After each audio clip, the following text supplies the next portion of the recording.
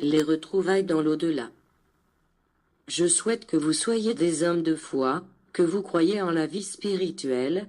Si vous avez vu vos frères partir pour l'au-delà, ne les sentez pas éloignés et ne pensez pas les avoir perdus pour toujours.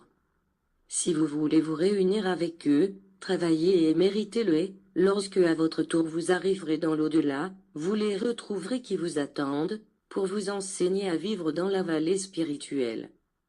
Qui n'a pas éprouvé d'inquiétude face à la vie de l'au-delà? Lequel de ceux qui ont perdu un être cher aimé en ce monde, n'a pas éprouvé l'ardent désir de le revoir ou tout au moins de savoir où il se trouve? Vous saurez absolument tout, vous les reverrez.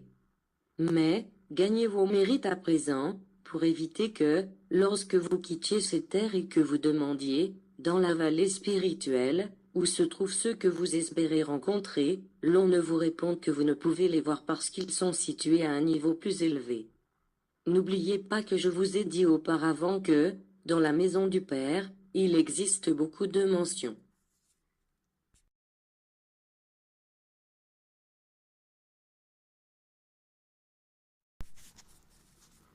Temps du réveil en Christ est une prise de conscience au-dessus de toutes les religions, non que nous soyons absolument meilleurs, mais un réveil selon la volonté de Christ, l'unique Fils du Père, le rayon universel.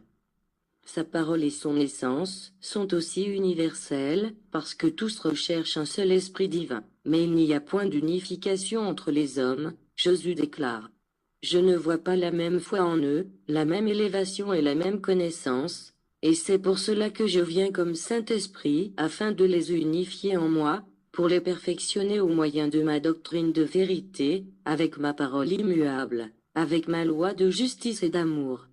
L'aveuglement de la pensée, le manque de foi, l'ignorance de la vérité constituent des ténèbres pour l'esprit, à cause desquelles l'humanité, aujourd'hui, se retrouve perdue. Combien se sont multipliés les hommes qui marchent sans savoir où ils vont, et sans d'ailleurs que cela les préoccupe.